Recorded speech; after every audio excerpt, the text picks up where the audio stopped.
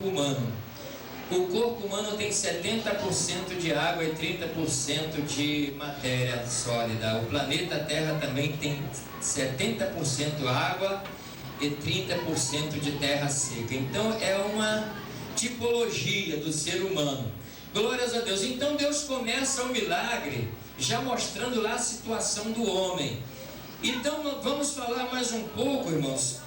Quando nós vemos então que Deus cria o jardim do Éden e ali coloca Adão, ali coloca Eva, e a Bíblia diz que ali era uma terra que havia fartura. Mas por que havia fartura?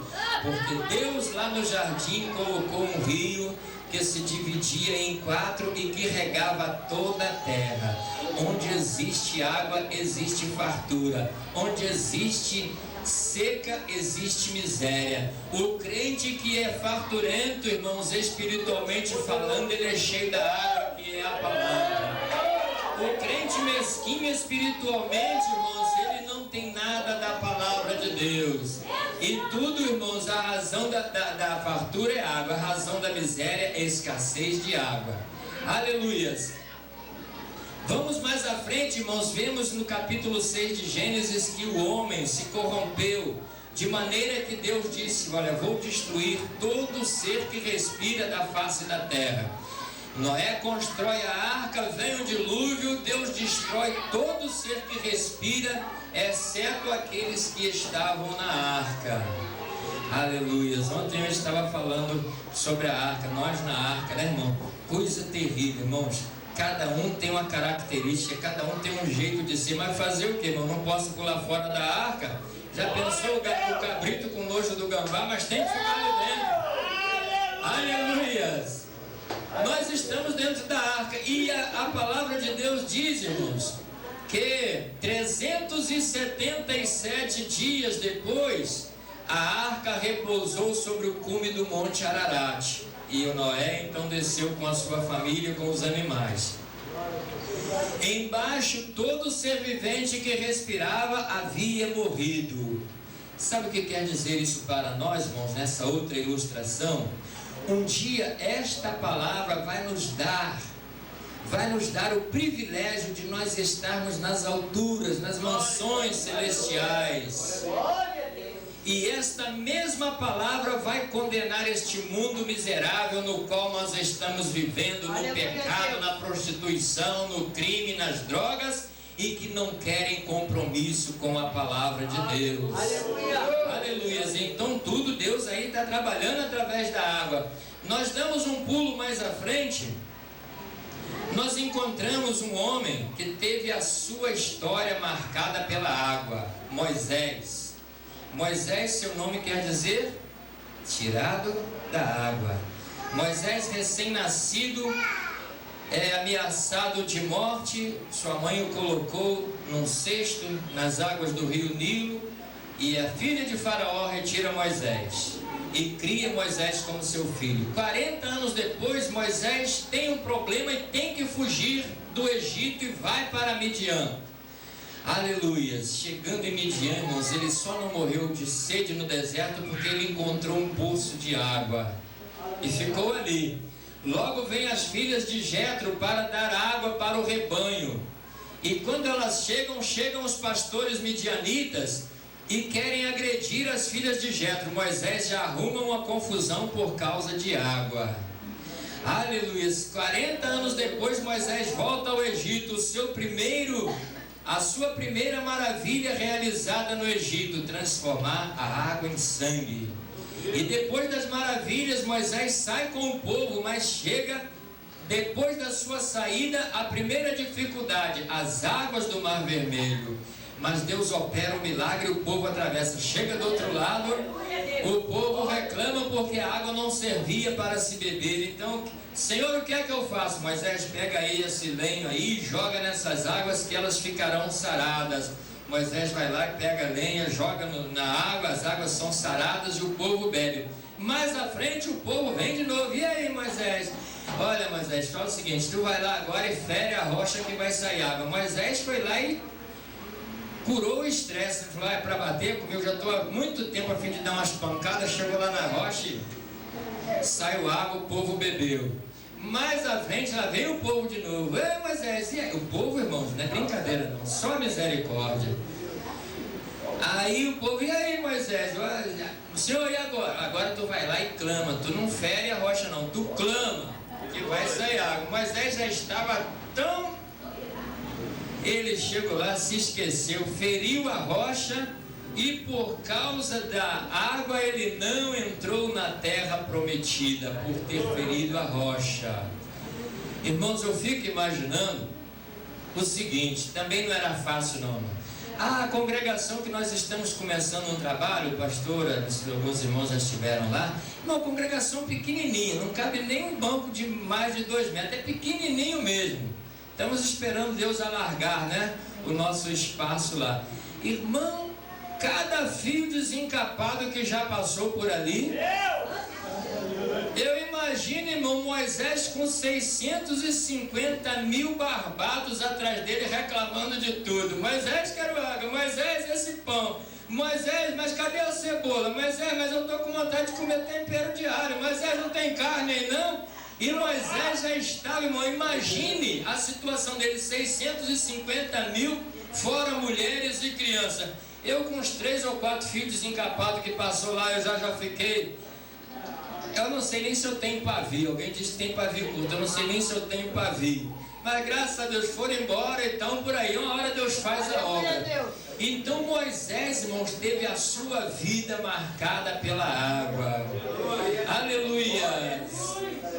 Mas antes de Moisés passar para a eternidade, Deus mandou que ele levantasse o tabernáculo. E então, entre as peças do tabernáculo, a segunda peça, primeiro vinha o altar do sacrifício, depois vinha uma pia de cobre. Está lá no livro de Êxodo, capítulo 30, versículo 17, está escrito assim: e tu me farás uma pia de cobre e a porás entre o altar do sacrifício e a tenda da congregação, para que Arão e seus filhos lavem nela suas mãos e os seus pés. E lavarão, pois, as suas mãos e os seus pés antes de ministrarem no altar do sacrifício e na tenda do tabernáculo, para que não morram. Se eles ministrassem sem se lavar naquela água, morreriam. Parece que isso hoje não está mais em evidência, porque em muitos lugares aí evangelho virou balela. Tem muita gente aí, irmão, tem um monte de dorme sujo. Aleluias. Tem um monte de dorme sujo aí que nunca se lavou na água que é a palavra de Deus, e ministrando por aí, dizendo que está conduzindo o povo para o céu. Mas não se engane não, irmãos. Lá morria no sentido literal, mas hoje muita gente está morto espiritualmente, pensando estar encaminhando para o céu.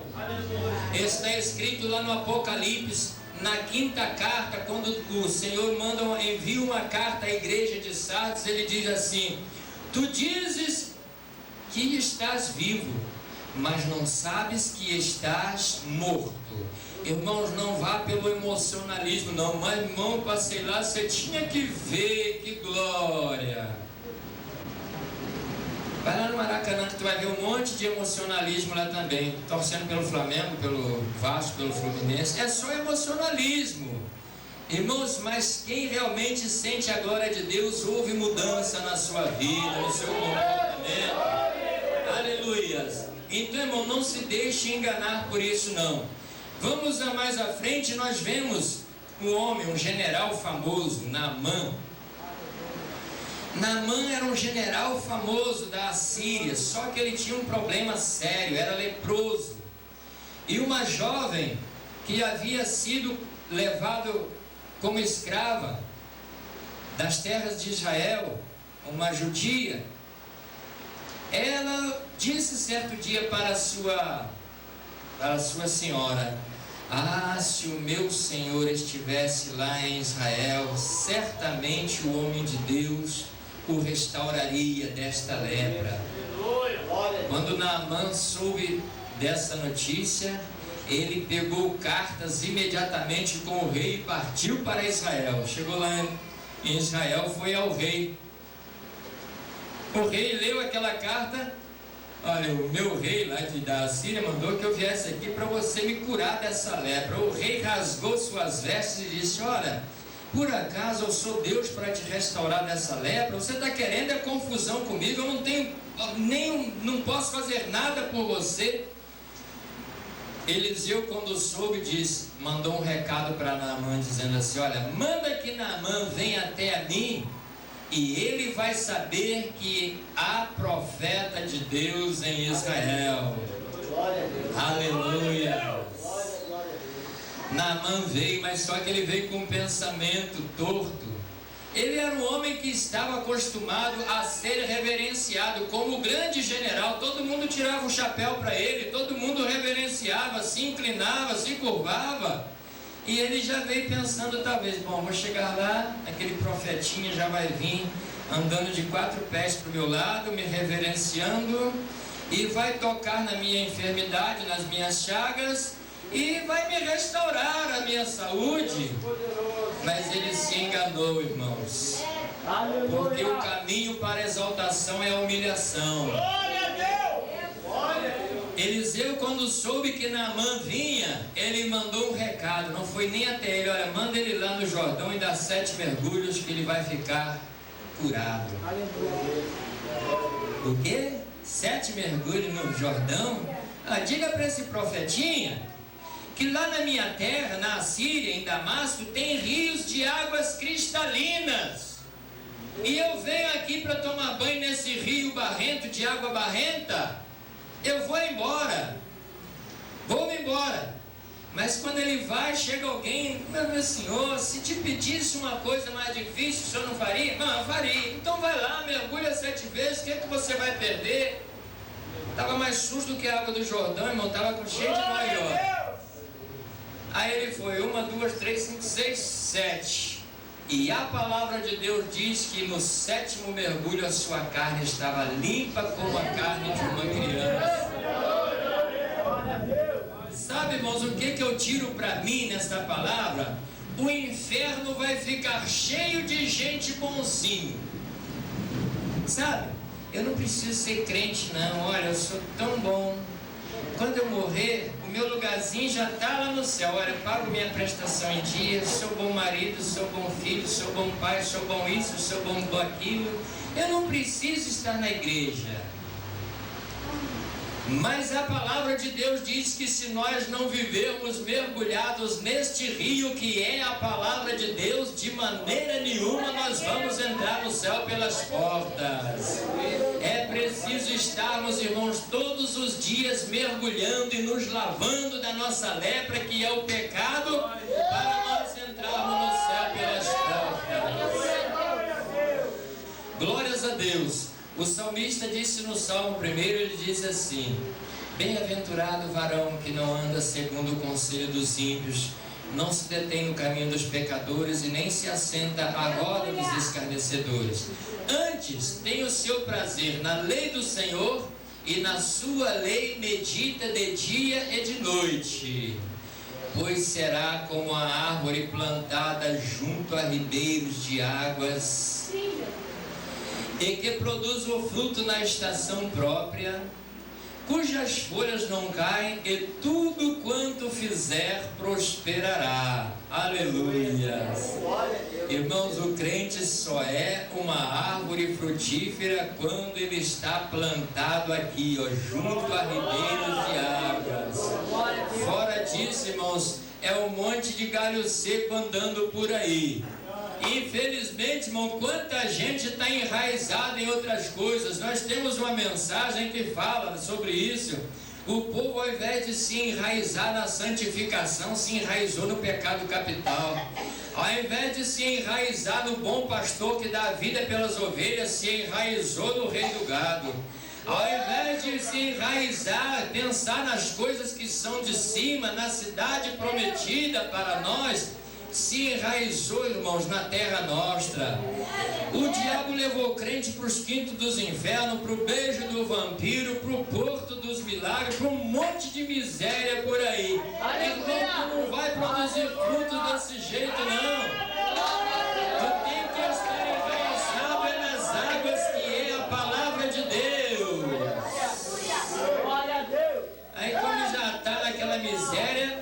já está na miséria. Isso não é coisa de jovem não, mano. Tem irmão aí coroca aí que está mais para Fiat 147 do que Brastemp. E está lá enraizado também na novela. E o diabo ainda entra lá, vale a pena ver de novo. Não valeu tu ver nem a primeira, irmão. Tu ainda está na conversa dele que vale a pena ver de novo. Vale a pena você plantar a sua vida nas águas, no rio de Deus. Glórias a Deus, porque aí tu vai produzir fruto, irmão. Não tem nem entre safra, não tem esse negócio. O crente não tem entre safra. Todo dia é dia de safra. Todo dia ele produz o fruto do Espírito. Glórias a Deus por isso. O salmista disse no Salmo 42, ele se expressou assim: como o cervo brama pelas correntes das águas, assim suspira minha alma por ti, ó Deus. A minha alma tem sede de Deus, do Deus vivo. Essa expressão do salmista é um fato, um caso que acontece com o cervo quando ele está sendo perseguido por um outro animal, por um predador qualquer. Ele solta um bramido. Quando ele já está quase perdendo as forças, ele solta um bramido, porque é uma ansiedade que ele sente de encontrar uma corrente de águas, porque quando ele encontra, irmãos, ele dá só um mergulho e na hora suas forças se renovam e ele continua na corrida e ele escapa. Irmãos, quantas das vezes nós estamos assim? Vocês pensam que nós, porque somos ministros do Evangelho, não temos momento que a gente pensa assim: ah, Jesus, tu já saiu do negócio, né?